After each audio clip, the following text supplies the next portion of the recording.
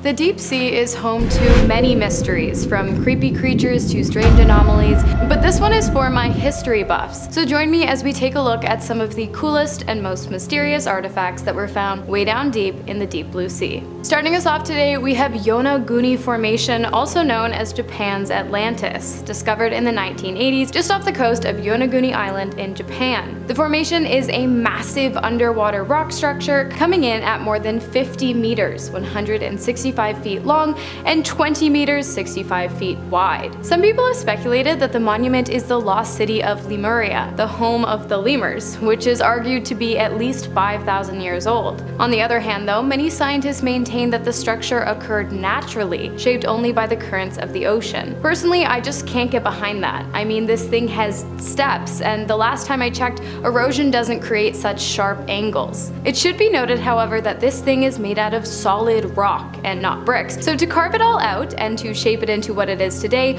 would have taken the peoples of Lemuria hundreds of years to do. So what do you guys think? Let us know. Next up, we have an ancient shipwreck in which a 15-meter, 49-foot boat was discovered, which is estimated to have sailed over 2,000 years ago for the Roman Empire. The discovery, which was made in October of 2014 off the coast of Italy, is believed to have either been a merchant ship or a military vessel. Regardless of what it was, though, one thing is for sure, it must have been packed with olive oils and fine wines, as the area in which the wreck was found was absolutely littered with hundreds of terracotta pots that would have been used to store such delicacies at the time. The ship is estimated to have been an active transport vessel making its way back and forth between Rome and Carthage way back in 218 to 210 BC. Next on the list, we have a series of ancient Egyptian artifacts discovered in the area in which the Nile River flows into the Mediterranean Sea. The discovery, which was made by Frank Goriot in 2000, included 250 ancient artifacts, two of which were enormous granite sculptures, one of a pharaoh and the other of an Egyptian god, Hapi, spelled H-A-P-I,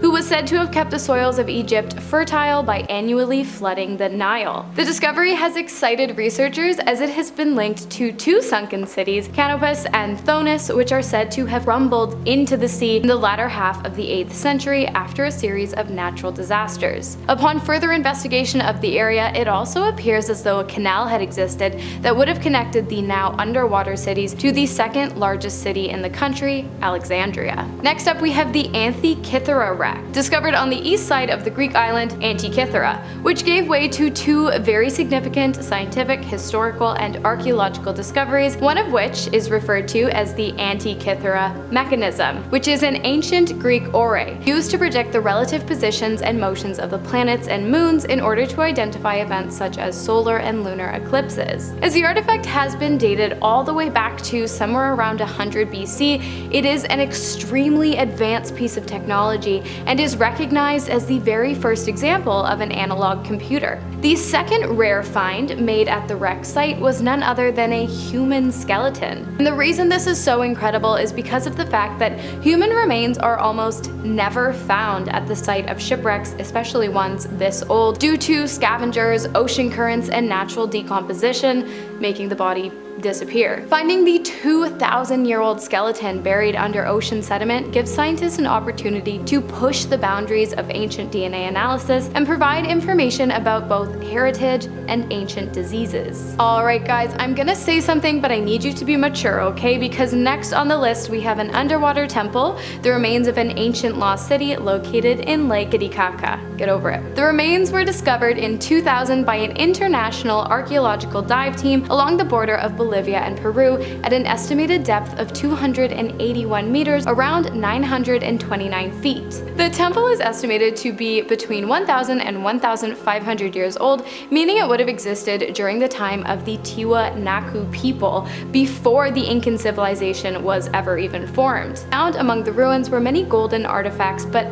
perhaps the most interesting find was the long roads and terraces designed for growing crops that give archaeologists and historians some great insight into the agricultural understanding of not only the Tiwanaku people, but any person living between the year 500 and 1000 in the area. And next we have, surprise, another underwater city, specifically the underwater city of Port Royal, located in Jamaica and commonly referred to as the Sunken Pirate City. The area is known to be one of the most wicked places on Earth due to the fact that at one time it was completely overrun by pirates who pillaged the town, causing chaos, destruction, and devastation. Once considered the most important trading post in the New World, the city fell to the seas at exactly 11:43 on June 7th in 1692 due to a massive earthquake which was quickly followed by a gigantic tsunami. The city sunk in less than 2 minutes, and it is the only known sunken city in the Western Hemisphere. Next we have a 900-year-old Crusader sword recovered from the Israeli seafloor off of the coast of northern Israel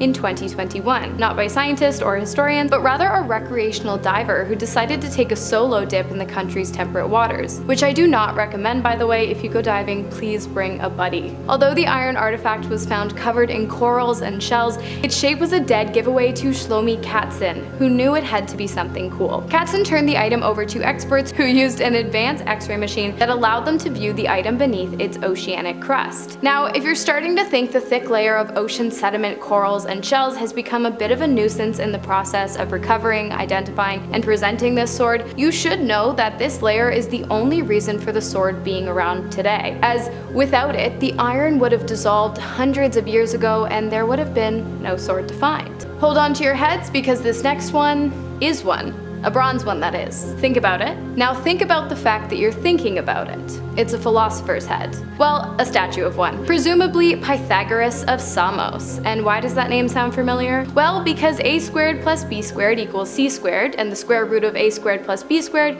equals c. But let me stop torturing you with math and we can get back to the square root of this discovery. The head, which was determined to have been forged during 500 BC, was discovered off the coast of Sicily in Italy, but it is said to have belonged to the Greeks.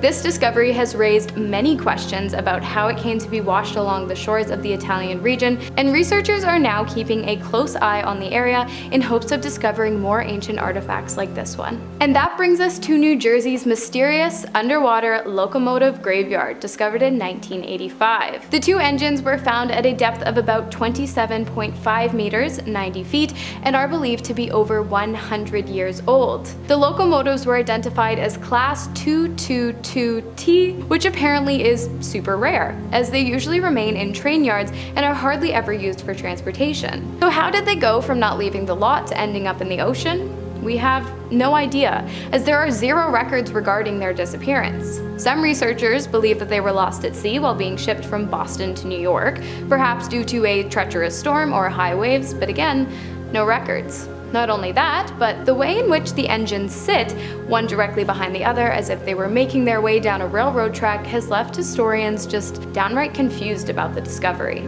And in the #1 spot, we have Queen Anne's Revenge. Some of you guys already know this, but I grew up pretty close to where the Pirates of the Caribbean was filmed, so I'm super excited for this one, as the Queen Anne once belonged to the most infamous pirate who ever lived, Blackbeard. And no, he's not just a character from the franchise. Blackbeard, whose real name was Edward Teach, lived between 1680 and 1718 and was based in none other than Port Royal. In 1717, Blackbeard got his hands on a Bristol-built ship named Concord, which he changed to none other than the Queen Anne's Revenge. Now, if you're paying attention, you'd notice that based on the dates, Blackbeard would have had possession of the vessel for a year tops. Well, it was actually less, as on November 22nd of 1718, in a drawn-out battle, Blackbeard was pew 5 times and more than 20 times. After his passing, the Queen Anne became property of Captain Thatch, under whom she met her surprisingly